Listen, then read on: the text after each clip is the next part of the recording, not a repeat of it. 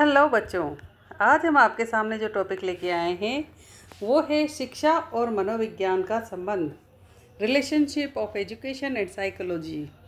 UGC net शिक्षा शास्त्र के अंतर्गत आता है। एजुकेशन जो सब्जेक्ट है उसके अंतर्गत ये टॉपिक आता है। तो क्वेश्चन स्टार्ट करते हैं। अब तक आपने जो शिक्षा प्राप्त की वह कैसी है? उपयोगी एवं मूल्यवान है, क्योंकि शिक्षा हमें नौकरी की ओर ले जाती है, शिक्षा हमारा चरित्र बनाती है, शिक्षा हमें एक समाज में रहने लायक बनाती है। ठीक है ना? तो उपयोगी और मूल्यवान है। क्वेश्चन नंबर 2, उत्तम शिक्षा व्यक्ति को क्या बनाने में सर्वाधिक सहायक है? तो जो व्यक्ति अच्छी शिक्षा ग्रहण करेगा, अपनी रुचि के अनुसार पढ़ाई करेगा और आगे बढ़ेगा तो वो आत्मनिर्भर जरूर होगा। तो अच्छी शिक्षा हमें आत्मनिर्भर बनाती है। क्वेश्चन नंबर 3, अपने क्षेत्र के सबसे अधिक पढ़े लिखे व्यक्ति होने पर आप किस पर सर्वाधिक बल देंगे? तो अधिक से अधिक लोगों को शिक्षा प्राप्त करने के लिए प्रेरित करेंगे। क्वेश्चन नंबर 4, आपकी शिक्षा किस परिणाम से सफल है? तो आत्मसंतोष के परिणाम से सफल है। यानी कि हमने जो सोच के शिक्षा ग्रहण की थी कि समाज में सम्मान प्राप्त करेंगे, आर्थिक विकास करेंगे, है ना, पारिवारिक जिम्मेदारी उठाएंगे, देश के लिए कुछ करेंगे, तो सर्वांगीण विकास उसमें हुआ। तो क्या हुआ? शिक्षा सर्वाधिक सहायक किसमें है? सर्वांगीण विकास में। क्वेश्चन नंबर 6, प्रभावी एवं सफल शिक्षण के लिए क्या अधिकाधिक आवश्यक है? तो व्यवहारिक उदाहरणों द्वारा विषय को स्पष्ट करना। क्वेश्चन नंबर 7, विद्यार्थियों को प्रदान किया गया शिक्षण कब प्रभावी हो सकता है? तो है बालकों के मानसिक स्तर के अनुरूप शिक्षा दी जाए। क्वेश्चन नंबर 8, नवीन पाठ्य विषय पढ़ाने से पहले प्राय पूर्व पाठ को क्यों दोहराया जाता है? पूर्व पाठ से नवीन पाठ को संबंधित करने के लिए। यदि हम डायरेक्टली नए बच्चों को नई चीज़ पढ़ाना शुरू कर देंगे तो उनको कुछ भी समझ में नहीं आएगा। तो उससे पहले क्या किया जाता है कि बालक को उसके पूर्व ज्ञान से जोड़ा जाता है, कि यानी कि पहले उसने क्या क्या पढ़ रखा है। तो पूर्व पाठ से नवीन पाठ को संबंधित करने के लिए हम क्या करते हैं? उसको दोहराते हैं। क्वेश्चन नंबर 9, उत्तम शिक्षा को हृदयंगम करने में कौन सी भाषा सर्वाधिक सहायक है? तो वो है राष्ट्रभाषा हिंदी, क्योंकि सर्वाधिक हमारे देश में हिंदी ही बोली जाती है, इसलिए उत्तम शिक्षा को हृदयंगम करने में हिंदी सर्वाधिक सहायक है। क्वेश्चन नंबर 10, शिक्षा के लिए कौन सी परीक्षा पद्धति उपयुक्त है? तो वो है सेमेस्टर प्रणाली। क्वेश्चन नंबर 11, भारत में पाठ्यक्रम को किस जानकारी से अधिक उपयोगी बनाया जा सकता है? तो भारतीय संस्कृति का ज्ञान देकर। क्वेश्चन नंबर 12, बालक के सर्वांगीण विकास के लिए क्या आवश्यक है? तो वो है धार्मिक शिक्षा। क्वेश्चन नंबर 13, समन्वित व्यक्तित्व के विकास का क्या अर्थ है? तो वो है व्यक्ति के ज्ञान, चिंतन, क्रियाओं में तालमेल हो, जिससे कार्य का निष्पादन सफलतापूर्वक किया जा सके। क्वेश्चन नंबर 14, शिक्षा और व्यवसाय में निर्देशन सेवाओं का क्या उद्देश्य है? तो व्यक्ति में इस प्रकार सूझबूझ उत्पन्न करना कि वह अपने निर्णय स्वयं ले सके। क्वेश्चन नंबर 15, उद्देश्यपूर्ण व सफल शिक्षा तथा व्यवसाय चयन के लिए निर्देशन सेवाएं किस लिए आवश्यक है? तो बालक व व्यक्ति को विभिन्न विषयों एवं कार्यों के अवसर प्रदान किए जाएं, जिससे वह अपनी रुचि व क्षमता की स्वयं खोज कर सकें। क्वेश्चन नंबर 16, मनोविज्ञान की विषय वस्तु निम्नलिखित में से क्या है? तो वो है व्यवहार। क्वेश्चन नंबर 17, वाटसन ने मनोविज्ञान की विषय वस्तु को निम्नलिखित में से क्या माना था? तो उत्तेजना और अनुक्रिया माना था। वाटसन के अनुसार मनोविज्ञान की विषय वस्तु निम्नलिखित में से क्या नहीं है? तो आंतरिक अनुभव नहीं है। आधुनिक मनोविज्ञान की विषय वस्तु निम्नलिखित में से क्या है? तो वो उत्तेजना, अनुक्रिया भी है और आंतरिक अनुभव भी है। क्वेश्चन नंबर 20, आधुनिक मनोविज्ञान की विषय वस्तु में आंतरिक अनुभव का ज्ञान निम्नलिखित में से किससे होता है? तो अंतर्दर्शनीय रिपोर्ट से होता है।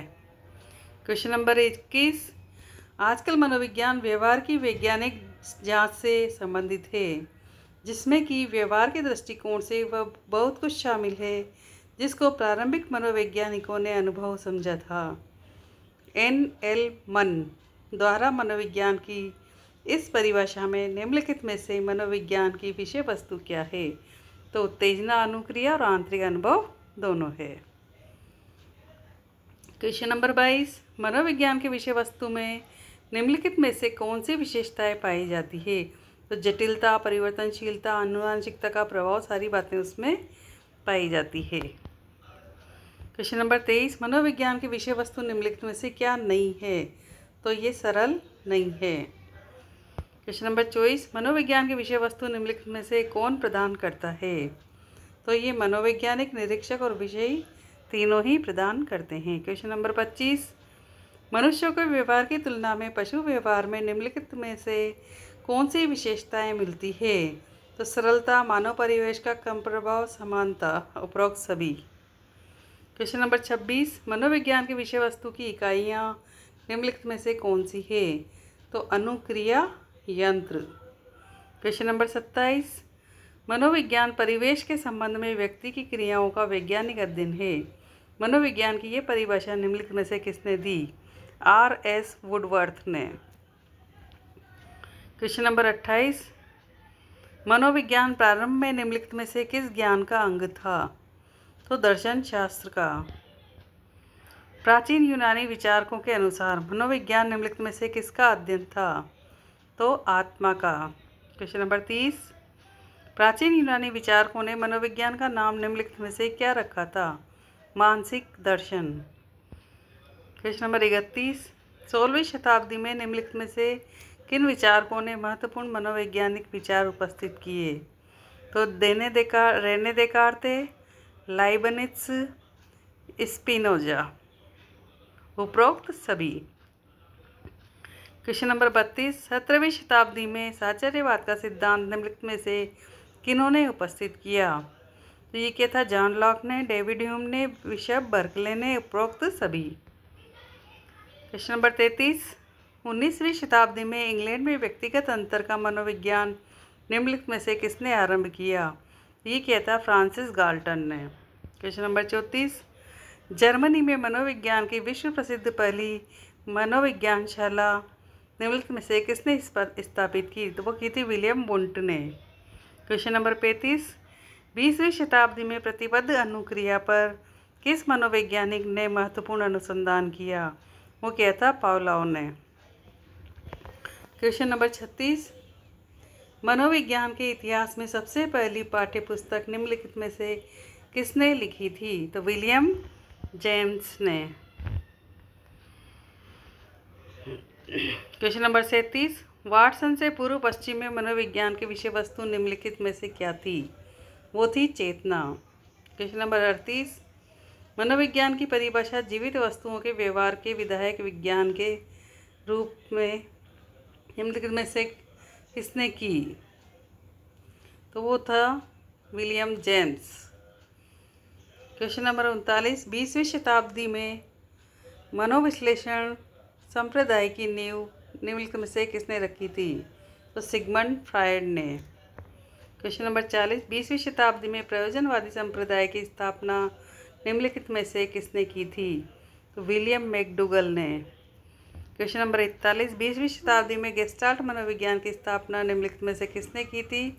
तो वर्दाइमर, कॉलर और कोफ्ता, उपरोक्त सभी ने। क्वेश्चन नंबर 42, 20वीं शताब्दी में व्यवहारवादी संप्रदाय का जन्मदाता निम्नलिखित में से कौन था? तो वो था J.B. Watson. Question number 43, John B Watson मनोविज्ञान की निम्नलिखित प्रणालियों में से किसको नहीं मानते थे? तो अंतर्दर्शन को नहीं मानते थे। Question number 44, John B Watson ने व्यवहार की व्याख्या निम्नलिखित में से किसके शब्दों में की थी? तो उत्तेजना, अनुक्रिया। क्वेश्चन नंबर 45, विलियम मैकडूगल ने व्यवहार की व्याख्या निम्नलिखित में से किसके द्वारा की है? तो मूल प्रवृत्तियों के द्वारा की है। क्वेश्चन नंबर 46, शाब्दिक अर्थों में साइकोलॉजी से तात्पर्य निम्नलिखित में से क्या है? तो साइकोलॉजी से तात्पर्य होता था आत्मा का ज्ञान। क्वेश्चन नंबर 47, मनोविज्ञान की सर्वोत्तम परिभाषा स्वयं चेतना की अवस्थाओं के वर्णन और व्याख्या के रूप में दी जा सकती है। ये कथन निम्नलिखित में से किसका है? ये कथन है विलियम जेम्स का। क्वेश्चन नंबर 48, निम्नलिखित में से कौन से मनोविज्ञान की परिभाषा चेतना के विज्ञान के रूप में करते हैं? तो विलियम जेम्स करते हैं, विलियम वोंट करते हैं और जेम्स सली करते हैं, यानी कि उपरोक्त सभी। क्वेश्चन नंबर 49, निम्नलिखित में से कौन से मनोवैज्ञानिक मनोविज्ञान को व्यवहार का विज्ञान मानते हैं? तो जेबी वाटसन, विलियम मैकडूगल, पिल्सबरी, उपरोक्त सभी। क्वेश्चन नंबर 50, मनोविज्ञान की प्रकृति निम्नलिखित में से किस प्रकार की है? तो वो है वैज्ञानिक प्रकार की। क्वेश्चन नंबर 51, मनोविज्ञान में व्यवहार के व्यापक अर्थों में निम्नलिखित में से क्या सम्मिलित है? तो कर्मेंद्रियों की क्रियाएं, ज्ञानेंद्रियों की क्रियाएं, अनुक्रियाएं, अंत की क्रियाएं, उपरोक्त सभी। क्वेश्चन नंबर 52, विधायक और नियामक विज्ञान में निम्नलिखित में से कौन से अंतर हैं? तो है अथवा चाहिए, तथ्य अथवा मूल्य, यथार्थ अथवा आदर्श, उपरोक्त सभी। क्वेश्चन नंबर 53, मनोविज्ञान निम्नलिखित में से किस प्रकार का विज्ञान माना जाता है? ये माना जाता है विधायक विज्ञान। क्वेश्चन नंबर 54, बाल मनोविज्ञान निम्नलिखित में से किसके व्यवहार का अध्ययन करता है? तो बालक का अध्ययन करता है। विकासात्मक मनोविज्ञान निम्नलिखित में से किसके व्यवहार का अध्ययन करता है? तो बालक, किशोर और प्रौढ़ तीनों का ही अध्ययन करता है। क्वेश्चन नंबर 56, मानव वैभिन्य का मनोविज्ञान निम्नलिखित में से किसका अध्ययन करता है? वो करता है व्यक्तिगत विभिन्नताओं का। क्वेश्चन नंबर 57, किशोर मनोविज्ञान निम्नलिखित में से किसका अध्ययन करता है? तो वो किशोर का अध्ययन करता है। क्वेश्चन नंबर 58, असामान्य मनोविज्ञान निम्नलिखित में से किसके व्यवहार का अध्ययन करता है? तो वो असामान्य व्यवहार का अध्ययन करता है। क्वेश्चन नंबर 59, प्रयोगात्मक मनोविज्ञान निम्नलिखित में से किस प्रणाली से व्यवहार का अध्ययन करता है? तो वो निरीक्षण प्रणाली से व्यवहार का अध्ययन करता है। क्वेश्चन नंबर 60, प्रेरणात्मक मनोविज्ञान निम्नलिखित में से किसका विशेष अध्ययन करता है? तो वो प्रेरणा का अध्ययन करता है। क्वेश्चन नंबर 61, शारीरिक मनोविज्ञान निम्नलिखित में से किसका अध्ययन करता है? मनोविज्ञान का शारीरिक पहलू। क्वेश्चन नंबर 62, लोक मनोविज्ञान निम्नलिखित में से किसके व्यवहार का अध्ययन करता है? वो करता है लोक व्यवहार का। क्वेश्चन नंबर 63, व्यवहारिक मनोविज्ञान की विषय वस्तु निम्नलिखित में से क्या है? वो है मनोविज्ञान के व्यवहार।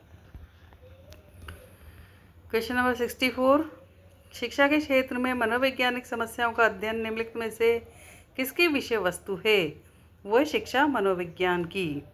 क्वेश्चन नंबर 65, मनोवैज्ञानिक अध्ययन की प्रमुख विधियां निम्नलिखित में से कौन सी है?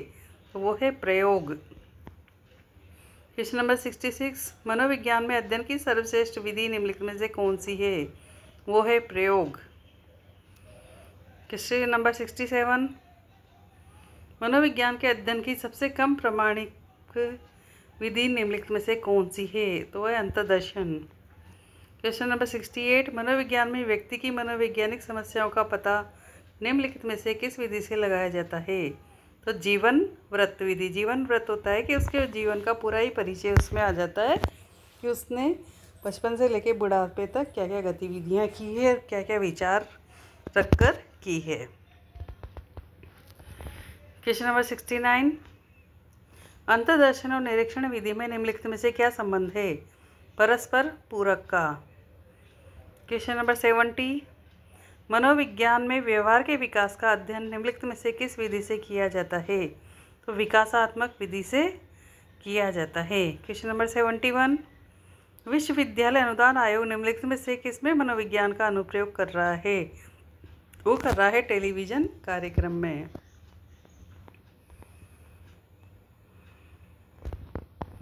क्वेश्चन नंबर 72, NCERT निम्नलिखित में से किसमें मनोविज्ञान का प्रयोग कर रहा है?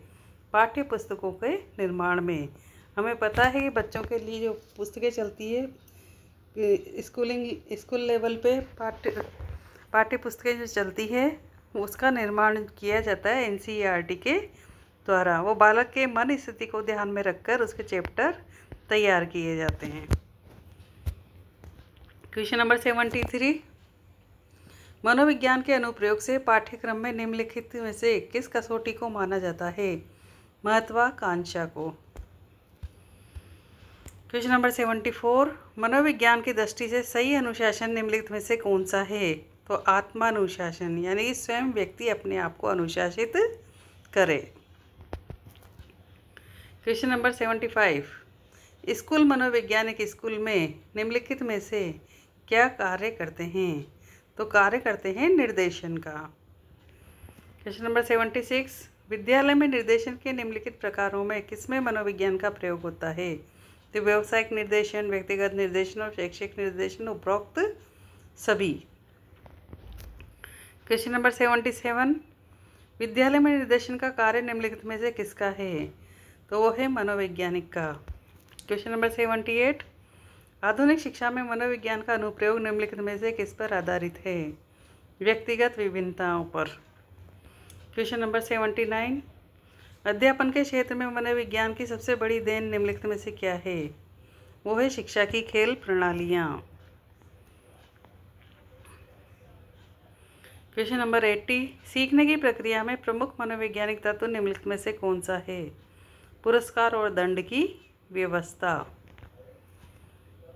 क्वेश्चन नंबर 81, शिक्षार्थियों से संबंधित मनोविज्ञान का सबसे अधिक महत्वपूर्ण अनुप्रयोग निम्नलिखित में से किस में है? पिछड़े बालकों की शिक्षा में। क्वेश्चन नंबर 82, समुदाय में मनोवैज्ञानिक तत्व निम्नलिखित में से कौन सा है? सामुदायिक भावना। क्वेश्चन नंबर 83, विद्यालयों में सामुदायिक भावना का प्रमुख तत्व निम्नलिखित में से कौन सा है? तो हम की भावना।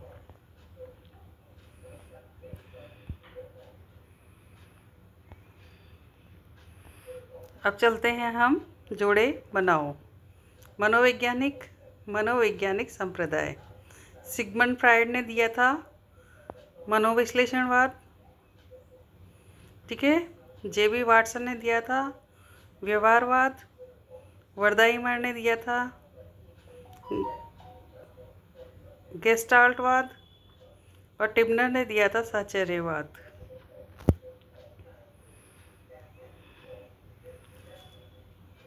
अगला है मनोवैज्ञानिक और कार्यक्षेत्र। पावलोव ने क्लासिकल कंडीशनिंग थ्योरी, स्किनर ने operant conditioning theory, William James ने संवेगों का मनोविज्ञान, विलियम वुंट ने प्रयोगात्मक मनोविज्ञान। अब चलते हैं हम सत्य असत्य की ओर। आधुनिक शिक्षा बाल केंद्रित है, ये बात सत्य है। क्वेश्चन नंबर 2, मनोविज्ञान ने शिक्षा में क्रांति कर दी है, ये बात भी सत्य है। क्वेश्चन नंबर 3, मनोविज्ञान जाने बिना अध्यापक पढ़ा नहीं सकता।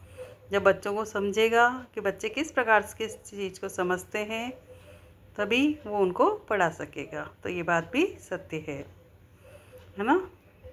क्वेश्चन नंबर 4, नर्सरी शिक्षा ज्ञान से अधिक मनोविज्ञान कौशल पर आधारित है, क्योंकि जो बच्चे पहली बार विद्यालय में आते हैं उनके लिए नर्सरी क्लास में लेडी टीचर लगाई जाती है, क्योंकि बच्चे बचपन में अपनी माँ के संपर्क में होते हैं और वो लेडी टीचर उन्हें गेम खिलाते हुए कब उन्हें अक्षर ज्ञान करवाती है ये बच्चों को भी पता नहीं चलता। तो मनोवैज्ञानिक कौशल इसमें बहुत ज़रूरी होता है।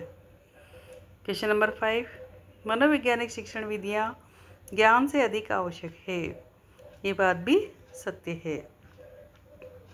मनोविज्ञान पूर्णतया अनिश्चित है, ये असत्य है।